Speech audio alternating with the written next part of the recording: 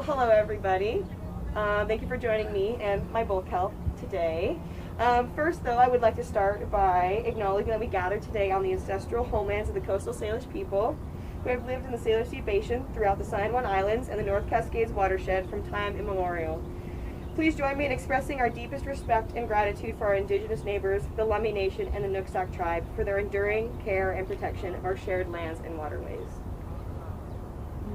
Okay, so after that, I just want to introduce you to me. I am Leah Adams, and this is my beloved bull kelp. Our bull kelp is one of the many organisms that is native to the Puget Sound and the Pacific Ocean itself on the coast. So there's like a bunch of it right out there. That's why we're here. You can like see the bull kelp right here and imagine it all in our beautiful bay. So first I want to start about, does any of you guys know what bull kelp is and like how it what it is exactly? A type of seaweed. Type of seaweed. I've definitely played with it on a beach. Usually like the brown stuff all lying around. Yeah, so that's like where we would normally see it when it's like after its yearly growing cycles and it's broken off and ended up on our local beaches, kind of dried out, rotting, gross. But when it's in the ocean, it can be like 90 feet tall. They are beautiful, like green, yellows, and they provide a home for many of our local organisms. So we are going to talk about the whole growth and the creation of bull kelp. So I want to start with saying that like bull kelp is an asexual being of it itself, but it does have little female and male microscopic cells that do eventually form this huge organism. So I have this little book on the back of the lid, and you can feel free to flip through it later. It talks about how the blades of the bull kelp have these little spore-producing areas, and those spores will be released at the end of the season and like litter the whole ground of the ocean. And then they turn into little gametophytes, which are like a bunch of cells long, just like can't see them unless they're under a microscope.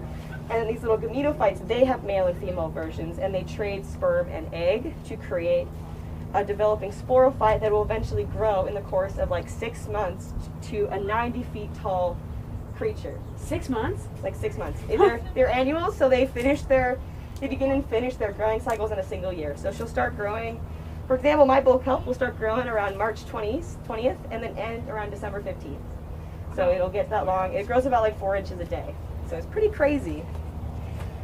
So I want to ask for your guys' help in growing our bull kelp.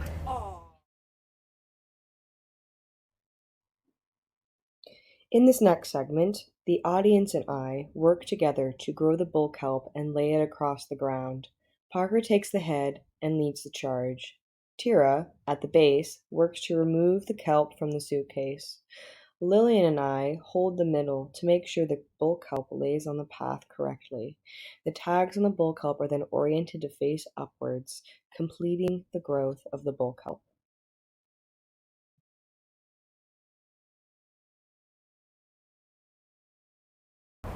So this is what I would call the hold fast of the bull kelp. Its root structure, it grips a rock. Barnacles will grow between the roots at the very base of the ocean. And then a long stipe will grow from that base and continue all the way to the blades and the bowl.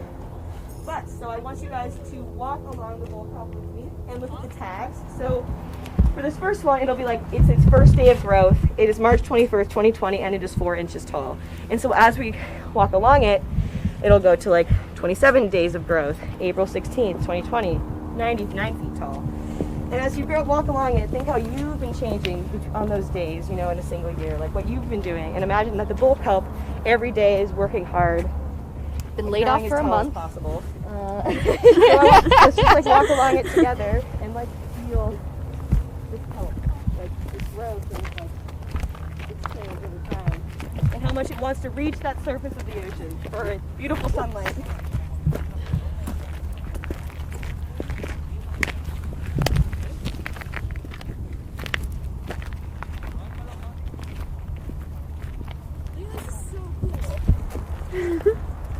So, you guys don't see this every day, right? You see the rotting flesh of bull kelp when it washes up in the oceans at the end of the year. people don't really care, like necessarily like, would care about this because they don't see it every day, and their only like experience with it is like this kind of disgusting, you know.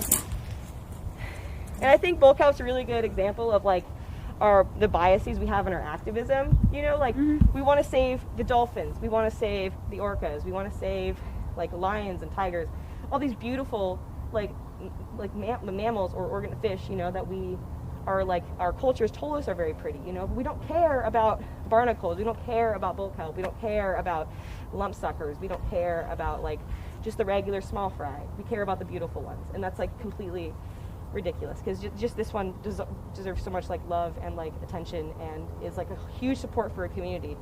Bull kelp actually form these huge forests in the ocean. They're like the trees, like the trees of the forest support so much life. So these kelp of the ocean support life too. And they create a home for sea otters, for small fish, for crustaceans, for various invertebrate. Without the kelp that supports these organisms, they won't be around. You know, like the life is not just about the life of bull kelp. It's about all these smaller fish and organisms that like are populating our beautiful sea. You know, we need to take care of these things. There's so much so much biodiversity under there, and like it's so invisible to us because we are land organisms. But it doesn't mean they're any like less. We should be like taking care of them less. So cool. So let's talk about what they're facing in our like local area, because they do exist all the way along down the coast of California. But you know, we live in the Puget Sound, so like this is a place where we can put the most impact in our like local environment. So in the Puget Sound specifically, water quality degradation, urbanizing development, invasive species, and warming ocean temperatures have all communally affected kelp and are likely driving regional declines in bull kelp populations.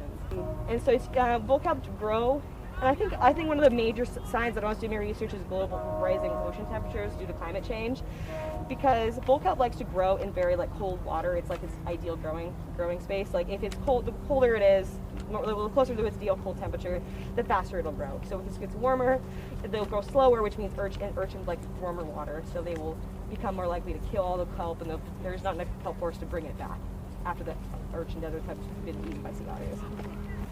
Climate change is not necessarily a future like abstract concept that's going to happen to us. It's happening right now. Like all of like our Puget Sound like forests, they're disappearing. They're gone, and it's going to be almost impossible to bring them back unless we like start taking action now and try to like solve these issues. Because it's not going to happen to our grandkids. It's not going to happen to our kids. It's going to happen to us. You know, it's going to happen to like the boomers. It's happening right now. It's happening to us right now. And so we can't forget that like these things are relying on us and we are failing them. This is like a gift from like our earth and our like mother earth to us to take care of. They support us, we support them, you know. We can't just like expect to take and not to give back. So I want you guys to leave this presentation like really appreciating this like cool organism we have, you know. I spent a lot of time thinking about and like drawing and like researching this organism, and I want you guys to really care about it because I care a lot about it. And maybe we can all like inform our like relatives and like go out there with like a message of like climate change we need to work on. We need to work on like water pollution.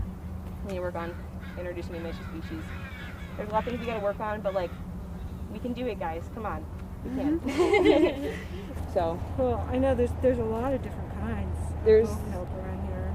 Yeah, it's like bull kelp, and then we have the other one. It's just like giant kelp, which is has a bunch of little bulbs along its like stipe. Oh, I think I've seen those ones. Mm-hmm. They're also wash up on the shore too. And kelp is really cool because it's like the forest of the water. You know, they support a lot. Like otters like to hide in them. Whales hide in them. You know. Yep. Huh. Forage fish. Yeah, it's like everything. They eat them. You know, because a lot of. And it's also a carbon sink. It is. The ocean is a very large carbon sink. So. Anyway, well, good. Keep up the outreach. Yeah. Well, thank you for stopping and talking. My bull kelp was lying in Boulevard Park for around an hour. I talked to a few more individuals and gave the presentation to a mother and son as well as a few more people. Overall, it was a great success. Thank you guys for watching this video summary of the event, and I hope you all have a great winter break. Thank you.